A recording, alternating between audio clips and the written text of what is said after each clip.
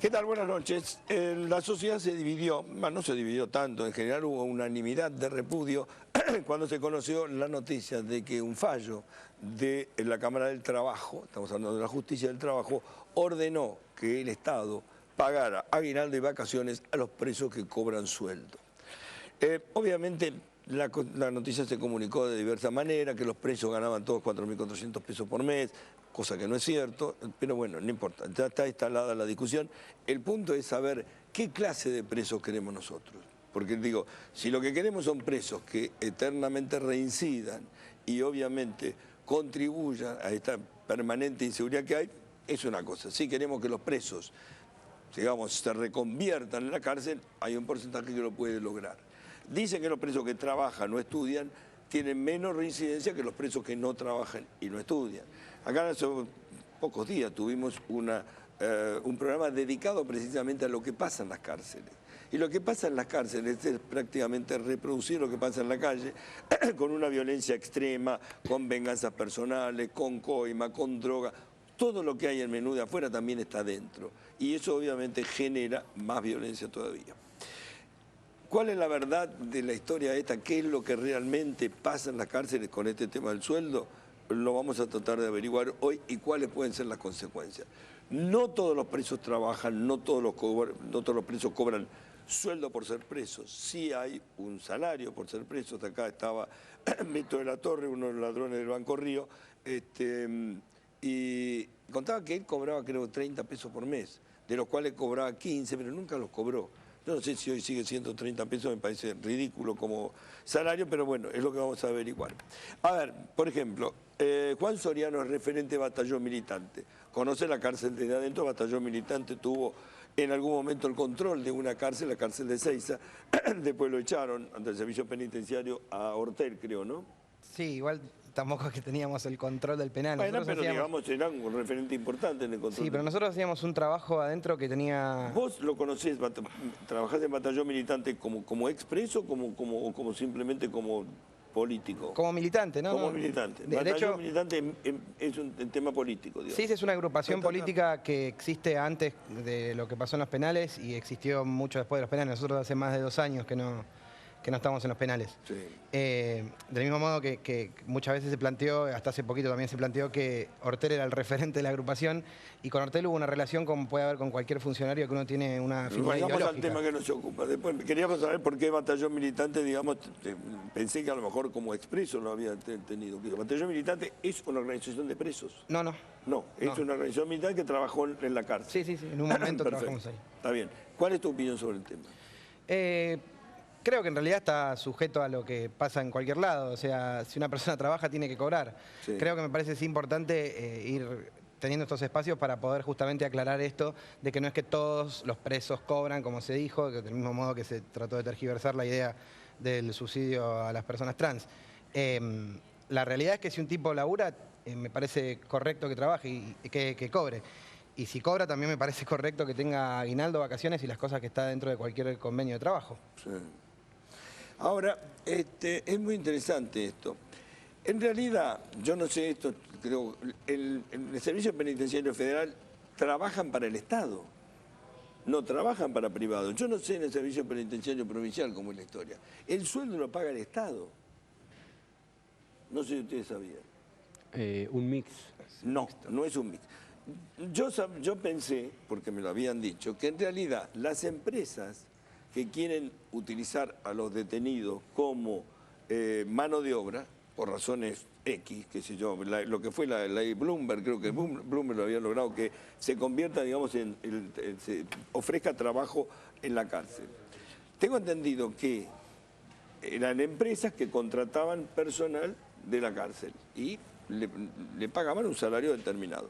Y que después hubo discusiones por ese tema porque le tenían que pagar lo mismo que al tipo que estaba afuera. Obviamente con el beneficio de que el trabajador no lo cobraba a él, sino que lo cobra a su familia. Se divide de varias maneras. Hoy me enteré que en realidad los que trabajan para el Servicio Penitenciario Federal trabajan para el Servicio Penitenciario Federal. No es para privados. O sea, el Estado paga el sueldo ese. A través del Servicio Penitenciario Federal. ¿Me permite una aclaración?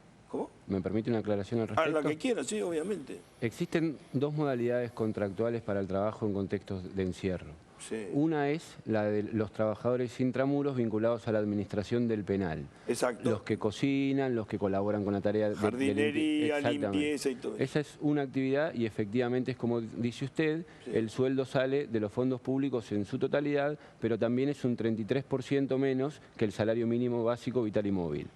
Hay otra modalidad que es a través del ente cooperador penitenciario, que es un ente autárquico dependiente del Servicio Penitenciario Federal, que tiene la posibilidad de contratar con privados y esto solicitarle a través del ente cooperador que contrate mano de obra en el penal. El pago efectivamente se hace a través del Estado porque el empresario privado deposita el salario más las cargas sociales en el ente cooperador. Hechos los descuentos pertinentes por ley. ¿Algún caso en el Servicio Penitenciario Claro, Federal? La mayoría de los talleres que existen hoy en el Servicio Penitenciario Federal brindan mano de obra producida o provocada por empresarios privados. Es un dato nuevo que yo no tenía. Hoy hablé con un abogado que tiene un preso, en el caso de, ¿cómo se llama? Mameluco Villalba. ¿Sí? Mameluco Villalba trabaja en el penal en la parte administrativa. Y yo le dije, pero ¿cómo? ¿El salario se lo paga el Estado? Se lo paga el Estado. Pero digo, ¿no era que lo contrataban los privados? No hay, en el Servicio Penitenciario Federal claro. No hay contratación privada, es trabajo del Estado. En ese caso sí, porque trabaja en la parte administrativa del penal. Sí, sí. Pero los que hacen tareas productivas, por ejemplo, los que producen cajas, bancos, sillas, los que hacen trabajo con telas, los que hacen trabajo con cartones, toda esa gente es contratada. Hay gente que hace eso. Claro. Yo te pregunto porque hoy me dijo el doctor Estorto, que es el abogado de Mameluco Villalba, dijo, no es para privado. Pues yo entendí que el problema hay si lo contratan los privados, no lo paga el Estado. No, lo paga el Estado. El que trabaja manteniendo el penal le paga el Estado. El que trabaja por una empresa privada le paga una empresa privada. Es bueno aclarar. Ahora, ¿tiene mano de obra más barata que lo que tiene habitualmente una persona? Es que lo que la justicia dijo es exactamente eso. El fallo lo que le recuerda al Estado es que no tiene autorización para violar la ley, porque lo que estaba haciendo el servicio penitenciario era pagar menos de lo que la ley permite, no hacer los aportes patronales, no hacer los descuentos para la víctima, no hacer los descuentos para pagar el gasto que producen por el mantenimiento en el penal en cuanto al alojamiento y a la comida, que está en el artículo 121 de la Ley de Ejecución de la Pena, y la justicia le dijo, miren, ustedes no pueden violar la ley tampoco en la cárcel, respétenla. Doctor Casemar Lelía, usted es abogado penalista y obviamente quiero conocer su opinión. Bueno, mi opinión es relativa porque yo más que nada me dedico a mandar a alguien preso. Sí. Soy querellante generalmente, defiendo algunos casos, pero conozco poco la interna de los institutos de detención. Sí. Así que... No, pero opinión tiene sobre el tema. No, por supuesto. Digamos, cuando usted lo manda preso, ¿usted qué cree que le va a pasar a ese preso? Bueno, que el preso lo que pasa es que también es difícil. Porque reacomode a una vida normal y trate de no delinquir, ¿o usted quiere que el preso esté, digamos, atado, engrillado y que no haga nada? No, yo quiero que tenga, a pesar de que la Constitución dice otra cosa, yo quiero que tenga la sanción condigna que corresponde por el delito que ha cometido. Sí. Lo que pasa es que hoy en día es muy difícil llevar a una persona a prisión, porque hay gracias a este pseudo-garantismo que rige desde Zaffaroni para acá, hay muy pocas posibilidades de a un estafador, a un defraudador, a un extorsionador. Es muy difícil llevarlo a prisión. Entonces, bueno, uno pero hace el conflicto lo posible. Se plantea con los que están presos, no con los que están afuera.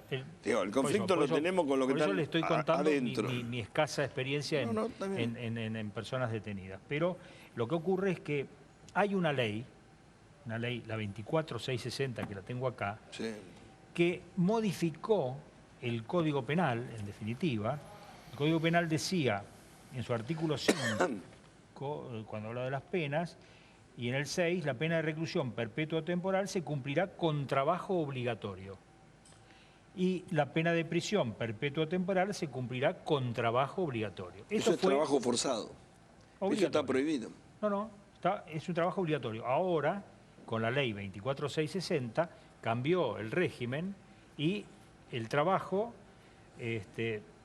no se impondrá como castigo, no será aflictivo, toda una serie de circunstancias, y se respetará la legislación laboral y de seguridad social vigente. O sea, que si uno está en desacuerdo, básicamente, con lo que sostiene la Cámara de Casación Penal, la Sala Segunda, yo no sé si usted dijo Cámara Laboral, no sé si hay otro fallo, pero tengo entendido que es el... Creo que es la Cámara del Trabajo, ¿no? No, la Sala Segunda de Casación Penal, una sala absolutamente pseudogarantista, al frente el señor Slokar, que es un émulo de Zaffaroni, y bueno, él lo que hace es basarse en esta ley.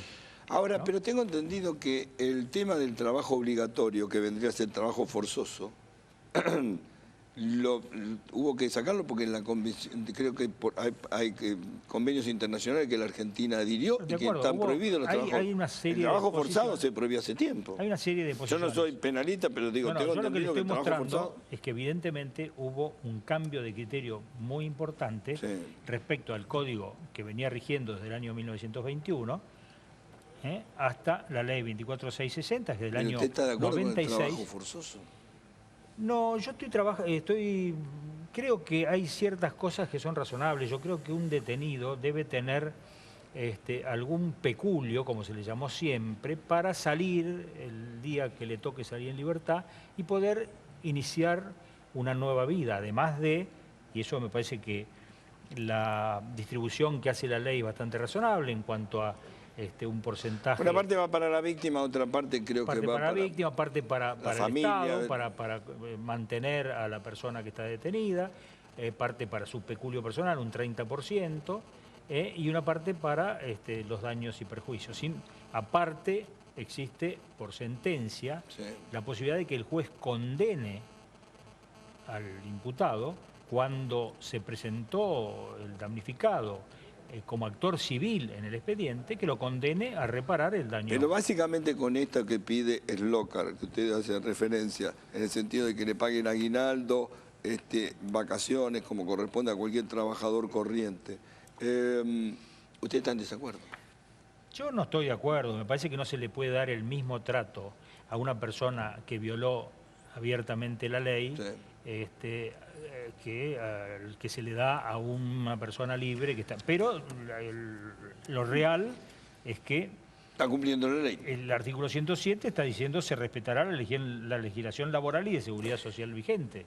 Ramiro, quiero conocer tu opinión. Vos tenés un proyecto de Código Penal, de reforma del Código Penal, pero no ha tenido camino. Yo quiero conocer tu opinión. Bueno, mi opinión es la misma que ha dado Massa en estos días. Yo creo que este es el mundo del revés. Sí. Efectivamente, yo no le puedo explicar a mi padre, que es autónomo, que trabajó toda su vida y que cobra 3.200 pesos, que trabajó arriba de un camión toda su vida, no le puedo explicar cómo una persona que tomó la decisión de violar a otro o a matar a otro tiene derecho a agremiarse y a tener derechos laborales de esa naturaleza. El doctor trajo el código, si lee el artículo 19 del código, que está conjuntamente con el artículo 11, ahí va a ver que tiene inhabilitación absoluta cuando está condenado a más de 3 años y no puede ser contratado por el Estado. Está contratado por el Estado. Bueno, entonces los que están contratados por el Estado Nacional lo que tendría que hacer es revisar porque se han pagado a diciembre de este año 31 millones de pesos del Estado Nacional para pagar estas retribuciones. Una cosa es el tratamiento. Nuestra Constitución es así. La Constitución del 53 decía que las cárceles tenían que ser sanas y limpias. Sí. Y hasta ahí íbamos. Sí. En el 94, con los pactos y tratados internacionales, se le agregó contenido y dijo tienen que tener un tratamiento resocializador. Zaffaroni, que es el padre de Slokar, si usted lee su último tratado donde él se declara agnóstico y abolicionista, dice que la pena privativa de la libertad no sirve, que las teorías resocializadoras están vacías de contenido y que la cárcel debe abolicionarse, debemos vivir en una sociedad sin cárceles. Sí, sin embargo, hacen estos fallos donde hay que pagar sueldo, aguinaldo. A principios de años los sindicalizados, en Chile lo sacaron como chicharra del ala cuando quisieron hacer un sindicato porque no pueden tener ni personería gremial ni jurídica. Acá hay alguien que se lleva una cápita como dirigente gremial, están inscriptos en el Ministerio de Trabajo, pero todavía no tienen personería jurídica ni gremial. hay alguien que se está llevando fondos de lo que debería ser un peculio, como dijo el doctor, al final, para evitar el salto al vacío. Cuando salen a reconstruir una vida, tendrían que tener ahí un fondo que el Estado le da. Una cosa es el trabajo como acción reparativa en el marco de un tratamiento, se llaman terapias de labor terapéutica, adentro del tratamiento, y otra cosa es el trabajo de la ley de contrato de trabajo de la persona que todos los días a las 7 de la mañana se levanta a trabajar. Son dos cosas diferentes. Una aclaración, Chiche, al respecto. El Código Penal es modificado por la ley 24660, que fue sancionada durante el menemismo, no durante el garantismo zafaroniano ni ninguna cosa de esas, y modifica el Código Penal porque es una ley posterior. Y por otro lado, una paradoja. ¿No es un pacto del pacto de San José de Costa Rica? También. Que prohíbe el trabajo forzado. Creo. También, y la ley 24660 reglamenta cómo debe ser el trabajo y modifica el Código Penal en cuanto a cómo debe ser el trabajo, por lo tanto el doctor debería saber. Y por otro lado, esa ley dice que un 20%, una paradoja al respecto, porque el fallo le dice al gobierno que viola la ley y los asesores de Massa quieren violar la ley. O sea, ambos coinciden en lo mismo, en que la ley no debe ser cumplida tampoco en una cárcel, y eso es grave para el país, porque una ley puede gustarnos más o menos, pero mientras sea ley hay que respetarla, el Estado debe respetarla. Pero hay una contradicción de lo que dice, me parece interesante lo que dice Ramiro. A ver, si son inhabilitados... Inhabilitación absoluta, acá está, mire, la incapacidad para tener empleos y comisiones públicas. ¿Quién es el empleador? ¿Quién paga? Es que no lo son más, porque la ley 24660 modificó ese artículo. Está modificado este artículo. Señor. Este es el 19. Discúlpeme. El último fallo que hay es del 2011 del doctor Zaffaroni. A ver, no lo convertamos en una discusión jurídica porque digo, en última instancia sería como un detalle menor el que contraten a alguien que no está en condiciones de ser contratado. El tema es que se le paga el sueldo, digamos. Y que el Estado tiene la obligación de promover el trabajo en la cárcel, a diferencia de lo que pasaba antes, donde el Estado tenía la obligación de darle trabajo forzado. Yo te digo, a mí lo que me genera dudas es este tema. Una cosa es cuando está tercerizado un trabajo dentro de la cárcel, que me parece fantástico. Ahora, que el Estado te dé, digo, porque además hay un presupuesto para los presos. Sí, claro. Digo, evidentemente, o es insuficiente la cantidad de gente que trabaja para el servicio penitenciario, pues si no me parece que están como, qué sé yo, es raro esto, que le paguen además un sueldo a un preso. 29.000 pesos mes por preso le cuesta a la nación y 19.100 a la provincia. Me parece un poquito más, me parece. Pero bueno, estamos hablando de 30.000 pesos por mes. Digo, al preso le llegan 2 mangos con 50. Bueno, lo que pasa es que me parece que tiene que ver con una idea de qué se quiere hacer con esa persona. Por eso digo, a ver, ¿qué clase de preso queremos? Carlos Tejeldín, obviamente, tiene una larga experiencia, más de 10 años estuvo preso. En ese encarcelamiento logró ser abogado, un abogado exitoso hoy. Y bueno, me parece que puede tener sentido su testimonio. Pero desde el punto, olvídate que vos estuviste preso y que te recibiste como preso. Digamos, ¿estás de acuerdo con el tema del salario al preso, de lo que se está hablando acá? El caso del papá de Ramiro, que como autónomo cobra 3.200 pesos de jubilación y no tiene derecho a tener un salario por lo menos como un preso. Digo, y después hablamos de tu caso.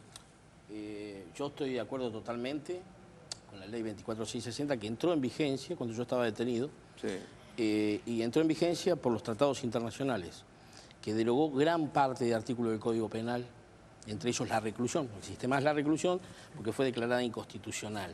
La reclusión perpetua. Perpetua. No hay más reclusión perpetua. Hay prisión perpetua. Pero la que deroga la reclusión perpetua fue la 24660. La reclusión no tiene término. Ahora, si leemos el código... No, pero Carlos, aclaremos porque no se entiende. La reclusión es por tiempo indeterminado y la prisión perpetua es limitada.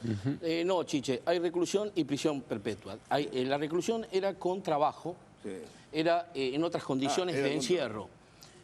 Con esta ley provocó que directamente la Corte diga que es inconstitucional la reclusión por esta ley, porque está asimilada dentro del penal, los presos tienen el mismo tratamiento, el de reclusión y prisión perpetua.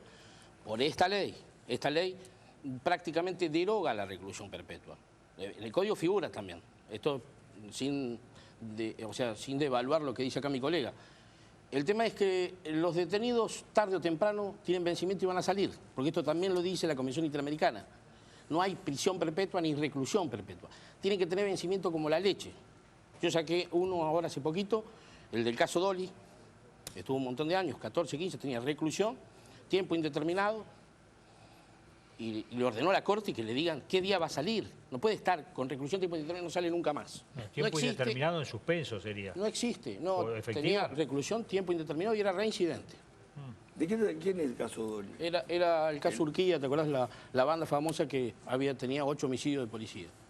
Hace 41 Entre años. ellos el del restaurante Dolly, estás hablando del policía de la esquina. Bueno, esperemos que no vuelva a reincidir. Esperemos eso, pero bueno, en este caso logramos la derogación de la reclusión perpetua por esta ley, logramos el 2x1, a pesar que no le corresponde por la 24.390 a los que tienen Cuando reclusión. empieza a hablar de la ley me vuelven loco, muchachos. A ver, Bueno, por no, favor, te explico. a hablar del número que yo no conozco. Te explico yo lo que quiero saber, a ver, redondeame tu idea. Acá estamos hablando de cuando yo digo qué clase de preso queremos. Vos querés un preso que no vuelva a delinquir, como cualquier persona. Por supuesto. Vos querés un preso que Yo no quiero delinque. uno que trabaja, o sea, al punto que iba era lo siguiente. Estas personas que estuvieron presos muchos años, trabajaron, estudiaron y tuvieron la segunda oportunidad de salir. Si el Estado estaría presente, estarían controlándolo después que sale. El problema que falla el Estado no es en la ley 24660, no es en el trabajo ni lo que le pagan a los presos. Es en el control cuando sale libertad condicional. Si nosotros vemos las películas en Estados Unidos, 10 o 30 tienen un vigilador que controla a los que están con libertad, libertad acá condicional. eso no existe. Acá no existe. Lo que pasa, doctor, me parece a mí que las leyes como la 24660, el tema de la probation o suspensión de juicio a prueba, que usted conocerá sin hablar de leyes ni números. Sí, le pido por favor que no hablen de números porque me siento muy disminuido. Me parece que deben estudiarse y ponerse en vigencia precisamente con su implementación. La probation ha fracasado enormemente porque nadie controla absolutamente a nadie. No, yo no estoy de acuerdo, al contrario. Yo creo que la probation y los juicios abreviados tuvieron un éxito total. Pero eso sí. Tanto provincia como capital. ¿Qué quiere decir tener éxito? El otro día... Como ser la provincia de Buenos Aires tiene mediación penal, que no tenía capital. Muere. Mediación penal para delitos económicos. Luciano, perdón, no te iba a decir Luciano. Carlos, el otro día muere un chico, 11 años, por un tipo que tenía que estar preso. ¿Querés que te haga la larga lista de muertos por gente que tenía que estar presa? No. Los juicios abreviados, la suspensión de juicio a prueba, las libertades anticipadas, es una tragedia imparable. Bueno, yo no puedo estar de acuerdo con vos. Yo digo una cosa. Yo estoy de acuerdo que el preso trabaje, que el preso pueda tener la posibilidad de estudiar, me parece maravilloso, creo que es una manera de que los tipos no le trabajen el bocho. Y labor terapia y terapia y lo que las salidas anticipadas, las salidas laborales, los tipos no vuelven. Bueno, en cualquier caso, la pulsera electrónica, nunca me voy a olvidar el caso Mansilla. Una familia completa, padre, madre y 2 chicos fueron asesinados por un tipo que estaba con la pulsera y no tenía plata para el celular. Bueno, ahora hay 500 casos ahora. Todos sabemos, los que ejercemos derecho penal, conocemos la tumba que tiene olor, la cárcel adentro, sabemos que para fin de año la cárcel trepita. En estos momentos está temblando, quieren salir.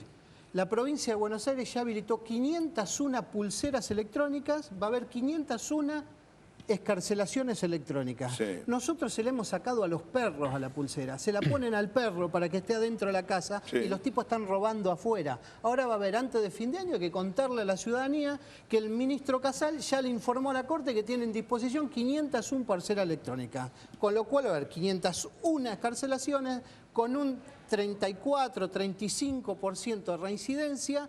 Vamos a tener a fin de año un montón de personas que van a salir y van a reincidir. ¿Pero son condenados o son procesados? Son condenados y procesados, los dos. Los jueces tienen la presión en estas horas porque los penales están realmente en ebullición en estas horas. Antes de dar esta discusión, tendríamos que secar de droga los penales. ¿Por qué no damos esa discusión? El cedronar tendría que vivir adentro del penal. ¿O no saben que todo el mundo dentro del penal se droga? Y estamos hablando de aguinaldo. Al principio de año, ¿sabe lo que pidió esta organización sindical? Que se los equipare a los docentes.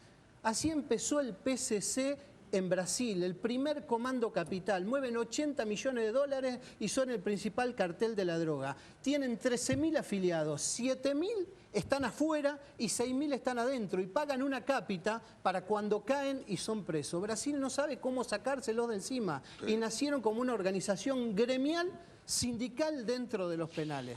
Ahora, ese planteo que vos, apocalíptico y para meter miedo, digo, ¿toda la cárcel es eso? No, toda la cárcel no es así. ¿Todas las cárceles Hay es dos eso? puertas, Chiche, la de ingreso y la de egreso. Si no hacemos nada en el medio, va a salir un producto que va a volver a la calle a delinquir. Lo que sucede es que la realidad intramuros hoy no se mira.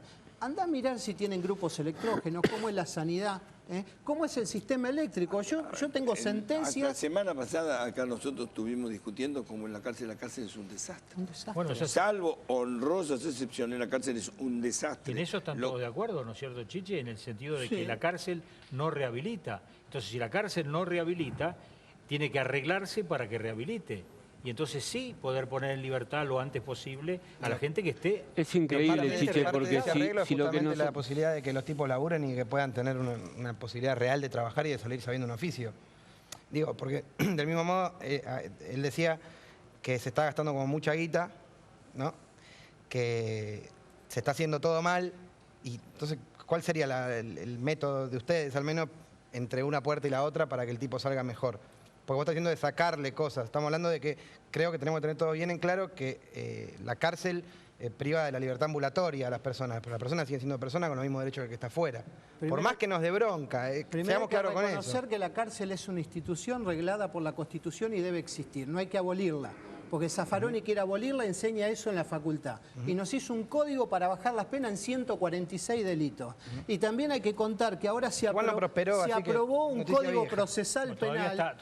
Se aprobó un código procesal penal que en el artículo 11 dice que se va a aplicar retroactivamente para atrás. Entonces todos los narcotraficantes que hoy están presos están haciendo la cuenta a ver cuándo van a salir porque es ley más benigna. Y todos los que están en prisión preventiva van a salir. Entonces, ¿por qué no ocupamos de esas cosas? Un fiscal valiente los metió en cana. Un juez se jugó para ponerlos presos. Un policía dice, ¿para qué los voy a agarrar si después tienen aguinaldo y después le hacen una ley que por el artículo 11 van a salir todos? Realmente no se entiende. Y cuando las cosas no se entienden, la verdad, la gente empieza a mirar que esto no los defiende. A ver, la resolución esta, digamos, puso sobre el tapete una discusión que excede, porque cuando empiezan a aparecer los nombres, Mangieri, ¿sí? Mangieri cobra sueldo, Eduardo Vázquez, que quemó a su mujer, el baterista de Callejeros, cobra sueldo, Fariña se quería anotar para tener, Mameluco Villalba cobra sueldo. Digo, son tipos que evidentemente son, digamos, la sociedad tiene muy claro respecto a las historias de estos personajes. Ahora, sin duda produce polémica, digo, nadie puede negar que Mangieri no es un personaje simpático a la conciencia o a la memoria de los argentinos, si bien no tiene condena todavía. Pero digo, cuando vos lo imaginás que el tipo hace tarea de limpieza, que es lo que sabe hacer, pero cobra 4 lucas y pico por mes. Bueno, pero Chiche, el régimen penitenciario, para que el preso, el condenado, tenga beneficios, tiene que trabajar y estudiar. En muchos casos me especializo mucho en ejecución penal y el tipo se sacó 11 diplomas. Tengo uno en la 39 que me trajo 11 diplomas a la familia esta semana. 11. Todos los cursos ha habido para ver porque son 2 meses cada diplomita que le reducen para conseguir el primer beneficio. Pero ¿qué pasa? Hay ¿11 diplomas de qué? 11 diplomas. Cursos de contables, auxiliar contable. Están todo el día estudiando porque de que salió la 26.695 te reduce 2 meses por cada... 11 diplomas, el tipo tiene 2 años y 2 meses menos de condena. Exacto. No, 2 meses. 2 meses tiene... Si tiene 2 meses por título... Son 2 años y 2 meses, pero que se le reduce no del total de la condena, sino del 50% que le hace falta para salir transitoriamente. O sea que son los años más complicados. Eso. Exacto. O sea, le baja la primera parte. Le baja la primera parte. Pero ¿qué pasa? Esta ley salió hace poquito, es la 26.695. Es una ley muy importante porque esto incentiva que el detenido estudie y muchos jueces de ejecución me dicen, no, que estudie y trabaje. Si no estudia y trabaja, entonces necesitamos el informe del servicio penitenciario que estudie y trabaja. Ahora estudia, trabaja. Un faginero gana 4.400. Si ese faginero no limpia el pabellón, lo tiene que limpiar un agente del servicio penitenciario y tiene que pagar 11.000 pesos. Entonces yo no entiendo. Porque, como dijo el doctor, están detenidos, perdieron la libertad, pero no pierden todos los derechos. y ganan la mitad de lo que va a ganar, porque el pabellón no es obligación. Desde que está la 24.660, el pabellón lo tiene que limpiar el servicio penitenciario. No lo limpia el servicio, lo limpia el faginero. El penitenciario no lo limpia. Por eso lo limpia el faginero. No lo limpia. Y el faginero, que es Mangieri, gana 4.400 pesos. Ahora, lo tiene que venir a limpiar 3 agentes del servicio que le pagamos 11. Ah, pero gana 4.400. Bueno, pero ganan 11.000. Pero Mangieri cuesta 30 lucas por mes. No, pero eso todos los presos cuestan eso. Por eso te digo, pero todos no es 34, digamos. No tiene nada que ver. Eso es un sistema. Eso incluye la limpieza que él está haciendo, que no debiera hacer. Bueno, pero la ley es así. La ley de ejecución es así. Bueno, la propia ley establece que el 25% de la remuneración tiene que ir a parar el Estado para sufragar los gastos que produce. Yo estoy de acuerdo. Más simple. Y le digo más, yo no estoy de acuerdo, perdón, doctor, no estoy de acuerdo porque nosotros tenemos 3.000 máquinas de coser para poner en las cárceles mañana de la comunidad coreana. Y no las podemos poner porque le dice no, para pagarle lo mismo que le pago a Juan Pérez, que está afuera, le pago a Juan Pérez porque tiene que entrar las telas, tiene que entrar todo a las cárceles, poner camionetas, contratar gente. Tuvimos que sacar. Nosotros entramos a la 40, a la 42 máquina de coser cuando el primer fallo no fue de la Cámara de Casación, fue de Mar del Plata. La sacó un detenido con un habeas corpus y consiguió equiparar. Y ahí empezaron a perder lo que trabajo. quieren utilizar es mano de obra barata. Bueno, tiene que ser algo, como dijo el doctor, no una reparación a las víctimas por medio del trabajo. Estamos todos algo de acuerdo, pero ¿por qué queremos convertir a la cárcel en mano de obra barata? No, tienen que estar trabajando ocupados, estudiando y trabajando para que cuando salgan, porque tienen vencimiento. Después salen, chichen, en 3 años, vamos a suponer que salgan en 8, van a salir y van a cometer un delito peor. Porque si vos los tenés adentro pensando cómo robar, entra el tipo por un estéreo, por un robo de un supermercado y después se convierte en ladrón de banco. Entonces, sí, y después matan, y después ¿sabes lo que dicen? Escúchame, las penas, las manos duras, robo calificado con arma apta, todo, me da 15. El homicidio me da 25, no lo mata. Por eso es que hay tanto homicidio. Por la mano dura, porque vos acercás. Bueno. Es verdad. Yo le digo yo no puedo estar de acuerdo. A ver, no es un cálculo que haga el delincuente en el yo estuve en Sierra momento Chica la semana pasada y le digo no había comida. Yo creo que el gran crecimiento de la delincuencia desde varios años para acá y que sigue creciendo es precisamente por la impunidad. No. Por la impunidad. A ver, no, Chiche, es un tema social. Si a mí me preguntás, ¿le tenés que pagar 4.400 pesos a Fariña? Yo te voy a decir que no. No. Además, si Fariña, si yo quiero vender mi auto, voy a ir al escribano y me va a decir, trae la firma de tu señora porque es ganancial, firman los dos. Vendió un campo con la firma de él sin la del escribano y la UIF, que tiene que cuidar el dinero de todos, todavía no recuperó para el Estado Nacional ese campo, lo recuperó para nosotros, no se subastó, no se vendió y encima al señor Fariña hay que pagarle 4.500 pesos. Entonces, el que nos está mirando dice, este es el mundo al revés. Una víctima que le mataron el hijo, bueno, hay que avisarle que después de que lo condenen, ese señor va a ganar 4.400 pesos por mes y ahora está pidiendo como última reivindicación un seguro de desempleo para cuando salga. Eso es lo que está pidiendo el sindicato. Y si trabaja para el Estado, después le va a hacer juicio. Acordate cuando salga libre porque va a estar en su derecho. Central es que, digamos, entre el criterio, yo entiendo razonable que expresa Ramiro, donde obviamente los casos personales, digo, galvanizan. Si vos me decís, Mangieri cobrando un sueldo después del horrible asesinato del que está acusado, todavía no se sabe si va a ser declarado culpable o inocente, digamos, te galvaniza y te dice, no, la verdad yo no tengo ganas de pagarle un sueldo. El problema es que es lo que marca la ley. Por otra parte, Chiche, mire usted, digo, ¿cómo hacemos con el tema de la ley? O la ley está mal, pero ya es ley, o la modificamos, pero digo, si la ley marca eso, estamos en problemas. El tema es complicado, Chiche, perdón, porque la gente en general está hastiada de la situación que vivimos frente a la delincuencia. Entonces, este tipo de cosas los llevan a hacer comparaciones, lo que gana un jubilado, lo que gana un preso, y entonces eso irrita, evidentemente. Claro que irrita, por eso te digo, entonces, a ver, digerirlo se hace difícil cuando vos lo tenés, pero en la ley, digo... Bueno, pero la ley se puede derogar o modificar por alguna otra. Pero mientras la ley rija, la justicia lo que debe hacer es hacerla valer. hasta tanto no sea modificada esa ley, en el caso que la mayoría parlamentaria considere que eso es lo que debe pasar, lo que debe hacer el Estado, el Servicio Penitenciario Federal, es respetarla. Porque si el Estado viola la ley, el ejemplo con el que predica es contrario al que la sociedad pretende para los presos. Lo paradójico es que el servicio penitenciario tiene que respetar la ley con gente que precisamente la ha violado. Por eso están presos. A ver, Chiche, esta misma ley dice Espérame un segundito, sí. Ramiro, voy a comentar una infidencia. El doctor Leandro Alperín, que está acá con nosotros, hace un ratito, antes de empezar el programa, contó la historia de su mujer, ¿sí? Hablando de lo que es la justicia, porque digamos, él está defendiendo acá lo que dice el texto de la ley. Y es una víctima precisamente de ciertas debilidades de la justicia. No sé, digo, ¿estoy autorizado a contarlo? Sí, Chiche. Bueno, la mujer, un auto le rompió un pie, ¿sí? Le pisó el pie, obviamente, digamos, todavía está convaleciente, y no logró, teniendo en cuenta que son lesiones graves, que el juez siquiera interrogue a la víctima. Nunca, ni el fiscal, ni el juez hablaron con la víctima, y sobreseyeron al autor de las lesiones graves. Sobreseyeron directamente, pero no habló ni con la víctima, no sabe ni lo que tiene, si va a poder volver a caminar o no, no viene el caso. O sea que vos sos una víctima de eso. Sí, también, pero es que muchos somos víctimas. Lo que tenemos que pensar es cuando la justicia detecta a un responsable de un delito, que son los menos de los casos, ¿qué hace con esa persona?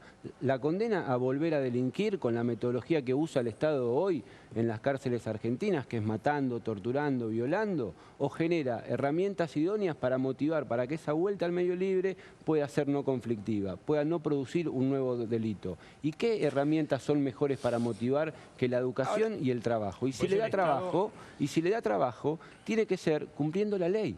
Siempre tiene que ser cumpliendo la ley, porque si no, vamos a forjar hombres y mujeres motivados en razón de la violación de la ley. El Estado no tiene autorización para hacer eso. Hay una cosa que escribió Kant hace mucho tiempo, dos cosas que a mí me quedaron en la época que uno leía Kant. Una de ellas tiene que ver con que cuando el error puede ser fatal no puede haber error, ¿sí? Hablando de cierta inflexibilidad en materia de error. Y otra, que yo creo que es también válido en este caso. Si la justicia no cierra con el sentido común, no es justicia. Y eso es algo que a mí siempre me persiguió. Digamos, hay algo que te hace ruido en el sentido de, vos decís, mira, el preso tiene que estudiar. Yo no tengo ninguna duda. Y se le puede dar la posibilidad de recuperarse. Me parece, la verdad, bárbaro. Porque lo peor que hay es el tiempo libre en la cárcel, porque hay gente que no tiene nada para hacer. De ahí a generar una sensación en la gente de una gran injusticia, de ciertos privilegios que puede tener el preso, me hace ruido. Es que no es un privilegio. A ver, trabajar. Si no cierra con el sentido común, yo te digo sinceramente, me da la sensación que no cierra. Yo entiendo, es lo que se modificó la ley, yo estoy en contra del trabajo forzado, me parece que, digamos, obligar a un preso a hacer trabajo forzado es directamente entrar en el siglo XVIII o anterior, digo, me parece toda una locura. Pero de ahí a generar, digamos, esta especie de polémica, en el sentido de que le vamos a dar protección, un sueldo, aguinaldo, me hace ruido. ¿Y si no qué, Chiche? Porque la otra posibilidad es contratarlos en negro, explotarlos. La otra, no, yo no te voy a dar la solución. Yo lo que creo que hay que tener un sistema, digamos, como más riguroso en cuanto a controlar que realmente estudie o se vaya aprendiendo un oficio, no sé. En la provincia de Buenos Aires está resuelto de una manera mucho más simple. En la provincia de Buenos Aires se trabaja porque no tenemos que confundir, hay un gran error entre el trabajo del mundo libre y el trabajo como parte del tratamiento. Todos tienen que tener derecho al tratamiento y el tratamiento es una obligación del Estado brindarla. Sí. Por eso las cárceles tienen que tener el tratamiento que aplica el Estado es el palo, no es el del trabajo. Hacia alrededor, la cárcel tiene que tener el tipo uniformado, que es el pasarela que custodia, y adentro tiene que tener el guardapolvo del que le enseña a trabajar. Y esta propia ley habla del hábito. El trabajo está pensado para generar el hábito del trabajo que se ha perdido porque es refractario al trabajo, no lo ha podido conseguir, o se le dan nuevas herramientas. Ese trabajo genera un peculio que es una suma fija que el Estado le da para el momento que va a salir, pero es parte de un tratamiento y de una compensación para evitar que cuando sale del penal... ¿Es lo mismo que pasa ahora o no? No. Ahora hay un fallo de SLOCAR que lo asimilan los derechos laborales con vacaciones. No, es la ley la que lo asimila, caballero, no es el fallo. Es una interpretación de la ley. No, señor, lea el artículo 121 de la ley. Que tengo que vender, el propio Zaffaroni declaró la inconstitucionalidad de parte de ese artículo hace 2 años. No, es solamente para una persona. Ahora, vos lo que me decís que hay una manera de cumplir con la ley sin necesidad de llegar a la provocación. Ahora, ¿por qué estaba hablando que estaba inconstitucional o no? Que lo que el caballero dice es que el Estado no respete la ley y eso no se puede hacer. El Estado no tiene autorización, por eso y más grave es que lo diga un abogado y más grave es que lo diga un abogado que asesora a un candidato a presidente. Si no le gusta la ley o la Constitución, yo puedo entender lo que no le guste. Lo que tiene que hacer es modificarla. Fueron parte del gobierno durante 7 años, lo podrían haber hecho. No lo hicieron, fueron parte del menemismo también. Sancionaron esa ley. Es la ley que hay. Ojalá hubiese una ley mejor que la que está. Pero mientras esté esa ley impulsa el trabajo y la educación como principales herramientas en contexto de encierro. Y dice que el trabajo tiene que tener la misma protección que en el medio libre. No está autorizado el Estado a hacer lo que el caballero propone. Lo que el caballero propone es un delito que se llama incumplimiento. Discúlpeme. Es un fallo que lo que usted propone es un delito que se llama incumplimiento de los deberes del funcionario público. Un funcionario tiene la obligación de cumplir la ley. Cuando no lo hace, puede ser pasible de una sanción penal. Ahora, no es lo que le recomiendo a los agentes penitenciarios. ¿El fallo es ahora, digamos, válido para todos los presos? Mirá, vamos a poner... ¿O es específicamente para un caso planteado? Los fallos son solo válidos para las personas... Para un caso concreto. No es que se hace genérico. Ahora hay 55.000 personas que están trabajando dentro de los sistemas penales de la República. No, caballero, son solamente 10.000 los que trabajan. No, en el sistema federal. No, hay 55.000 en general. 2 de cada 10 que trabajan. Van a pedir, está inflado. Eso te voy a decir que no. No, justamente, a ver, quiero dejar en claro... Perdón, 25.000 son, perdón. ¿Cuánto? Un error, 25.000. Ah, por eso. Y un poco menos también. 40%. Porque quiero aclarar lo siguiente, que no que trabaja cualquiera, es un beneficio el trabajo dentro de la cárcel. Es considerado un beneficio, no es, digamos, no es que lo obligan a eso. Solo el condenado, el procesado no está obligado. El condenado no puede laburar. La ley prevé la adhesión a penado voluntario. Claro. Voluntariamente, pero no te pueden obligar. Un artículo pero Mangieri no tiene condena. Nosotros lo adherimos, penado voluntario. Voluntariamente se adhiere a penado y todos hacen eso, todos están adheridos, los procesados están todos adheridos en forma voluntaria. Voluntariamente. A los condenados tampoco pueden obligarlos a trabajar, señor. Por eso es recomendable leer la ley. La ley estimula el trabajo. Como dijo Chiche, es una herramienta que el Estado usa para motivar a los presos para que no reincidan en el delito. Ahora, no puede obligar ni a estudiar ni a trabajar. Es una opción que los presos tienen, que el Estado no garantiza. Solamente el 20% de los presos pueden trabajar en el sistema federal 8 horas diarias. El resto cobran 22 pesos por hora los que trabajan algunas horas, que son muchos menos de los que trabajan. ¿Qué me decía, Carlos? Que hay complejos como la unidad 46 y 47 en provincia. Devoto está muy avanzado porque tiene el centro universitario ya de hace mucho tiempo, pero la unidad 46, 47 y 48, las que están en San Martín, como ser tenés escuela, primaria, secundaria, y en todos los módulos tenés talleres de carpintería, que lo puso el gobierno, y trabajan en carpintería, y salen títulos, porque yo digo, uno de los títulos que me traen, normalmente, está la bartería, carpintería. ¿Cuántos de esos tipos vuelven a reincidir? Lo que pasa es que no podés, tenés que ser mago, ¿Por qué? Porque ponele, yo saqué uno que había robado 2.500 camiones y ahora está con un camión atmosférico trabajando, y está contento, le sirvió de escarmiento 3 años de la cárcel. 2.500 camiones, ¿no? Sí, tenía una imputación de 2.500 camiones. En la provincia de Buenos Aires, ¿no? En Córdoba y en Santa Fe, 3 provincias. Y estuvo 2 años y 8 meses y le sirvió. Está trabajando. Nuestra propuesta es, hemos creado un código que trae el cuerpo de asesores defensores de la víctima y creemos que el peculio, que es lo que se le da como contraprestación al trabajo terapéutico, debe solventar el pago del cuerpo de asesores de la víctima que van a defender gratuitamente a las víctimas durante el proceso. Si quiere acceder a un proceso penal, lo único que tiene que hacer es pagar impuestos. Porque el Estado... ¿La víctima que la víctima de un delito? La víctima de un delito. El abogado... Ocurre un hecho en este momento, ¿no? Entonces, la policía actúa bien, lo llevan frente al juzgado si es un delito federal, si es en la provincia frente al fiscal, y lo primero que le dice el fiscal, usted tiene derecho a un abogado. Si no lo puede pagar de su bolsillo, el Estado le va a poner uno. En la otra parte de la ecuación hay una casa donde rompieron una puerta, donde hay una persona muerta, donde toda su familia está viendo cómo recompone el minuto que sigue de su vida, no sabe quién es el juez, no sabe quién es el fiscal, la causa ya arrancó y el Estado ni siquiera le puso un abogado para pero eso no cierra con el sentido común. Por eso. Lo que pasa, Chiche, me parece también que... Es que me parece que tiene que ver también con lo que venís diciendo que respecto al sentido común. ¿Qué es el sentido común? Él está diciendo siempre ejemplos que son de el tipo que asesina o el delincuente que todos consideramos que es un enorme hijo de puta, perdón por la palabra. Ahora, la cárcel está llena de pibes que no hicieron eso, que no mataron a nadie y que cometieron un delito y que están en cana y se comen la misma que el tipo que sí es un terrible delincuente nefasto. Entiendo que él en términos políticos lo quiera llevar a que toda la cárcel son todos los tipos son Mangieri.